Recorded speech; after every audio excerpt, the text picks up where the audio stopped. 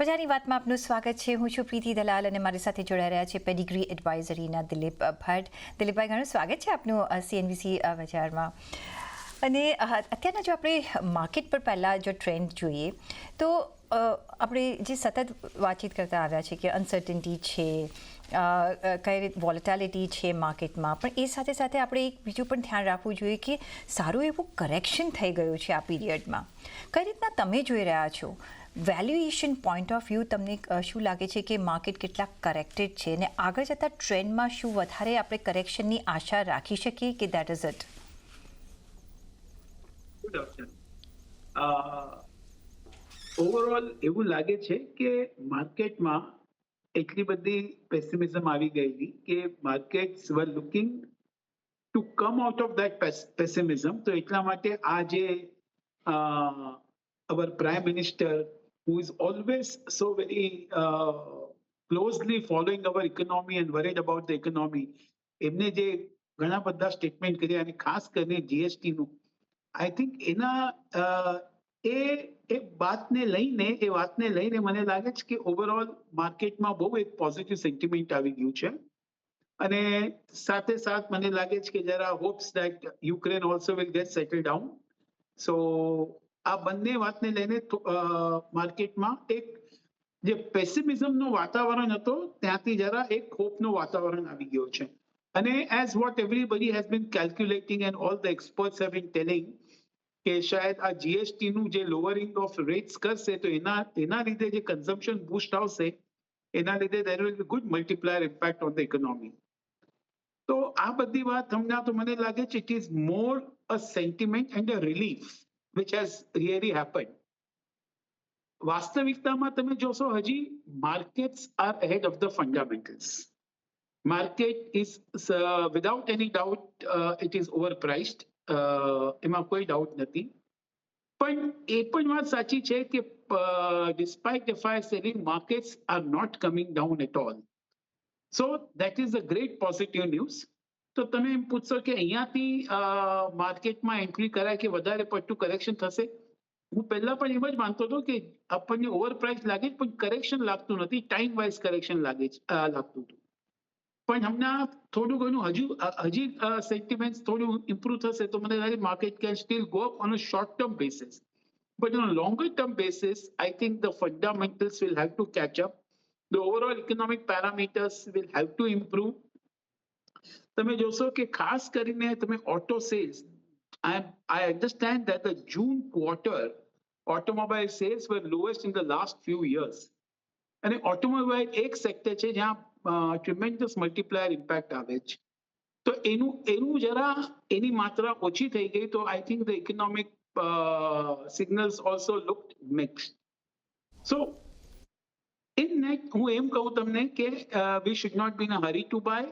Short term momentum in favour of the market લાગે છે, પણ લોંગ ટર્મમાં જ્યાં સુધી ફંડામેન્ટલ સાથ નહીં આપશે મને લાગે છે it will be difficult to justify a bullish case from the current levels. તો દિલીપભાઈ, તો પછી મને એક વસ્તુ સમજવી છે કે ફંડામેન્ટલ્સ આપણે જોયું છે કે બિટ્સ એન્ડ પીસીસમાં આપણે એરિયાઝમાં આપણે સારા જોયા છે, પણ જે ગવર્મેન્ટ અત્યારના જે રિફોર્મ કરી રહી છે, જે જીએસટીનું એક હવે અત્યારના આપણને કદાચ દિવાળી સુધીમાં પગલું આવતું દેખાશે, મે બી કંપનીઝને અને જો ડિમાન્ડ વધે છે તો કંપનીઝ પણ કેપેક્સ કરશે, આગળ પ્રોડક્શન વધારશે. ત્યાં સુધીમાં જો યુએસ તરફથી એક આપણને જો સપોઝ પોઝિટિવ ન્યૂઝ મળે છે કે ચલો ટેરિફનું એક જે ચિંતા છે એન્ડ થાય છે, તો વી કેન સી કે ઓકે બધાને ખબર પડશે કે કઈ રીતના બિઝનેસ હવે આગળ જઈ શકે છે. મે બી આપણે એક ઓલ્ટરનેટિવ શોધી રહ્યા છીએ ટુ યુએસ કે બીજા યુરોપિયન કન્ટ્રીઝ કે રેસ્ટ ઓફ ધ વર્લ્ડમાં તમે કઈ રીતના તમારો પગ બેસાડી શકો.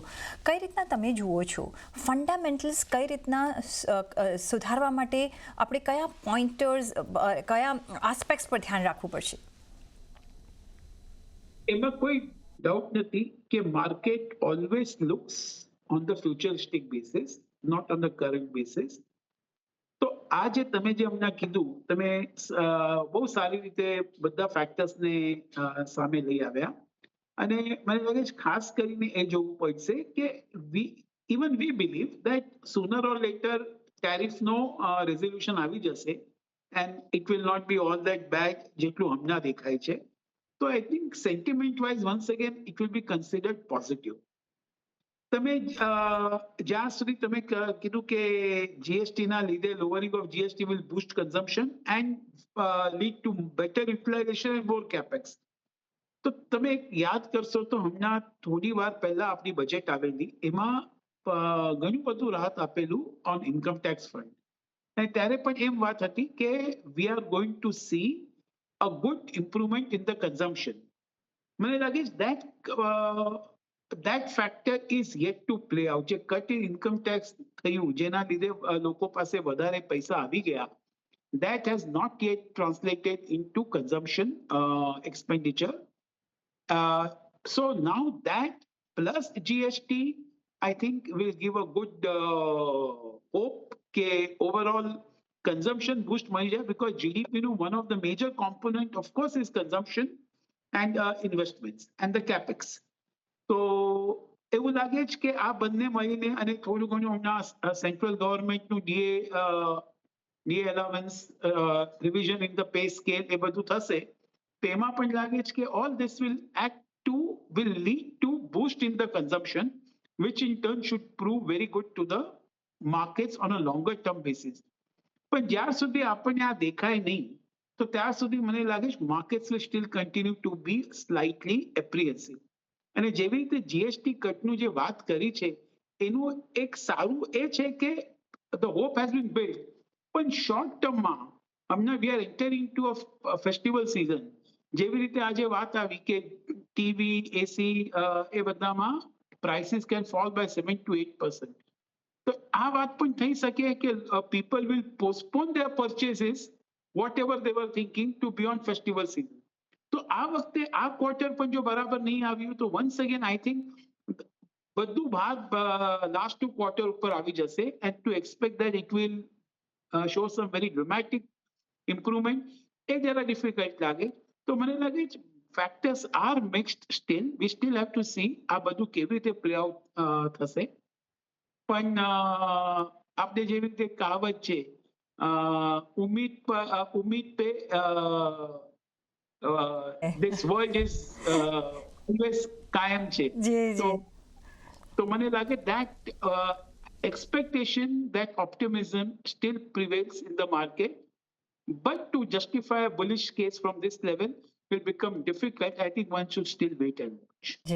જી અને હોપ ફેથ અને ખાલી હોપ ફેથ નહીં, we have seen the structural changes જે આપણા કન્ટ્રીમાં આવ્યા છે, જે રીતના આપણા માર્કેટ ખાસા એવા રેઝિલિયન્ટ રહ્યા છે. જો આપણા વીકર માર્કેટ્સ હોત તો આમાંથી ઊભા થવાનું આપણે હજી પણ કોશિશ કરી રહ્યા હોત. પણ ઓફકોર્સ હોપ તો છે જ, પણ મોર આપણે કહીએ તો બિલીફ છે, કારણ કે એ ડીઆઈઆઈસ તરફથી આવી રહ્યું છે, રિટેલ ઇન્વેસ્ટર તરફથી આવી રહ્યું છે કે how much they believe in their on country and economy અને ઓન માર્કેટ્સ. અને એટલે જ આપણે એફઆઈએસ ગમે તે કરે પણ આપણે અહીંયા અડીખમ ઊભા છે ને એટલે જ આપણા માર્કેટ્સ પર આપણે જોઈ રહ્યા છીએ. અને plus of course we can't forget કે જે રીતના રિઝર્વ બેન્કની પોલિસીઝ જે સપોર્ટ કરી રહી છે along with the government reforms, I think all it's a group effort જે અત્યારના આપણે જોઈ રહ્યા છીએ. પણ હેવિંગ સેડ દેટ અત્યારના હવે જે આ અત્યારનો પીરિયડ છે જે કોન્સોલિડેશનનો આપણે કહીએ છીએ, અત્યારના જે અનસર્ટનિટી પ્રિવેલ થઈ રહી છે ને આપણે જોઈએ છે, અને એટલે જ ઇન્વેસ્ટર ગભરાઈ રહ્યા છે કે હવે કઈ રીતના અમે ઇન્વેસ્ટ કરીએ, શું કરવું જોઈએ, કઈ સ્ટ્રેટેજી આપણે યુઝ કરીને અત્યારના માર્કેટનો આ એડવાન્ટેજ લેવો જોઈએ ઇન્વેસ્ટમેન્ટ માટે.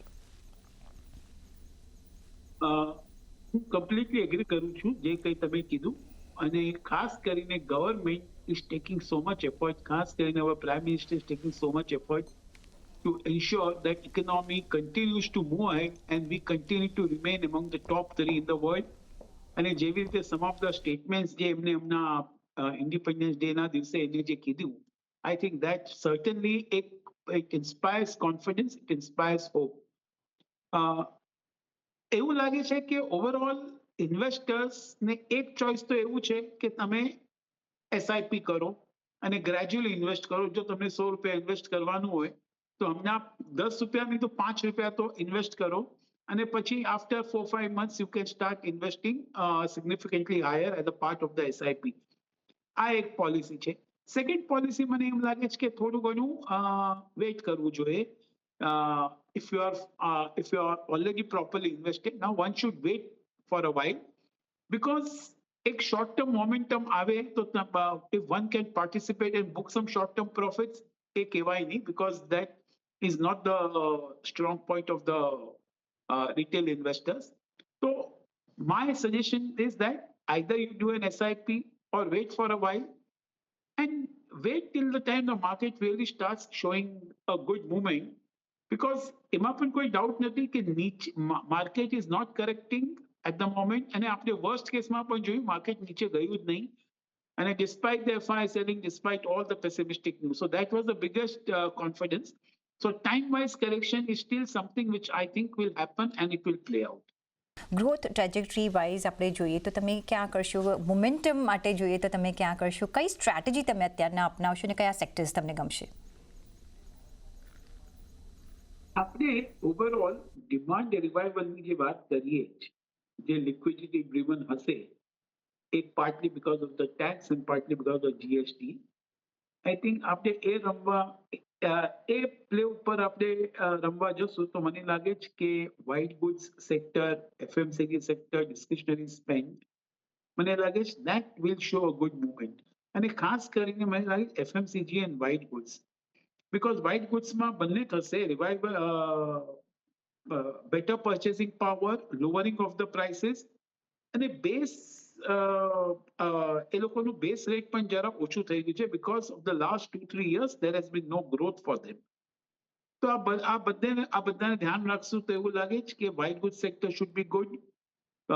પછી even FMCG માં overall sobering of the inflation and plus the fact that the FMCG people don't really reduce the prices to that extent and plus the boost in demand because rural areas માં તો demand revival થઈ ગયું છે પણ urban માં જે પાછળ રહી ગયેલું overall even that will come back. તો એક FMCG માં સારું એમ થઈ શકે. So I think both the sectors should certainly be looked at. But then apart from sectors, then I will also look at something like say capex માં અને ખાસ કરીને L&T માં એવું લાગે છે કે L&T માં ધ્યાન આપવું જોઈએ because L&T હજી પણ એક reasonable valuation માં મળી રહ્યું છે. The kind of order books they have, the kind of execution they are doing.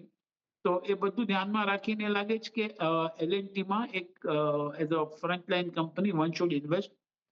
હું બીજું એક કહીશ કે even IT companies maybe they are on the de-rating course હજી થોડું નીચે આવી શકે પણ એમાં પણ ધ્યાન રાખવાનું કે હજી નીચે પડી ગયું તો પછી IT સેક્ટરને પણ one should buy without any doubt.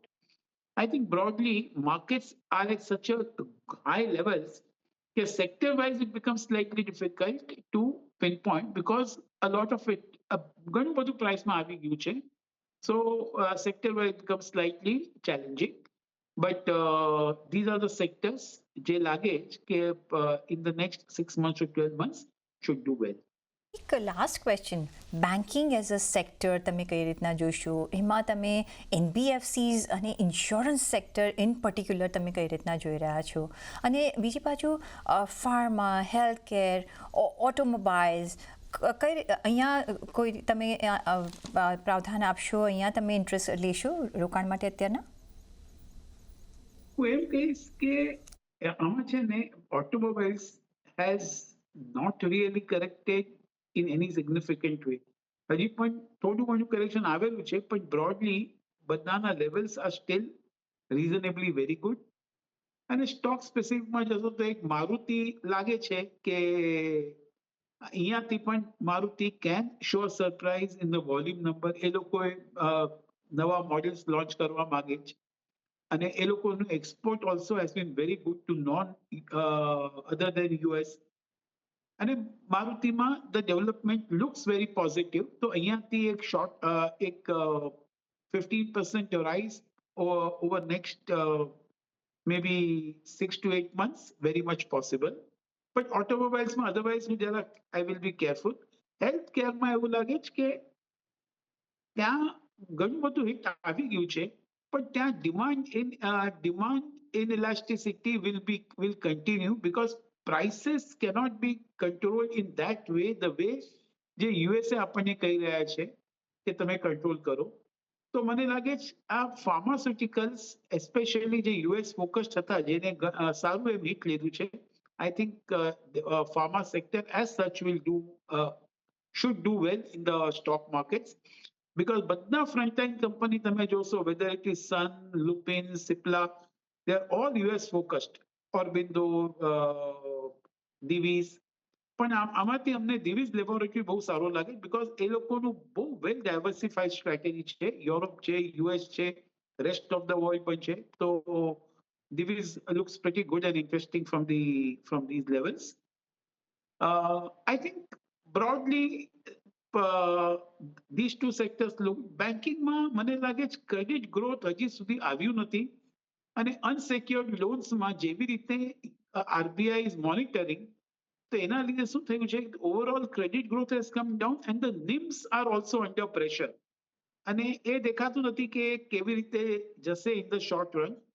તો banking looks good but a muted credit growth, a muted NI growth, એ બધું લાગે છે કે એ થોડું જરા એનું શેડો આ સેક્ટર ઉપર રહેશે. પણ હજી પણ બેન્કિંગમાં જરા થોડું ઘણું સારું કરેક્શન આવ્યું તો then we can revisit this. Same applies to the NBFCs and insurance sector? મને લાગે છે એનબીએફસી ઓલ્સો ખાસ કરીને because yes it applies to them also. Main thing is the revival in the auto sector, the revival in the white good segment. I think આ બંને two sectors which can give a good push to the banking as well as to the NBFC. એમાં ધ્યાન રાખવું જોઈએ. But otherwise, NBFC also will continue to face a similar issues જેવી રીતે banks face કરી રહ્યા છે. Absolutely, દિલીપભાઈ. ઓન ધેટ નોટ રજા લેવી પડશે જો કે તમારી સાથે અમે વાત કરતા જ જઈએ કારણ કે એટલું બધું જાણવા મળે છે પણ આઈ થિંક ટાઈમનો અભાવ છે અત્યારના. ઘણો આભાર તમારો અમારી સાથે જોડાવા બદલ અને આપના વેલ્યુબલ વ્યૂઝ અમારી સાથે શેર કરવા બદલ. Thank you and always a pleasure. Thank you.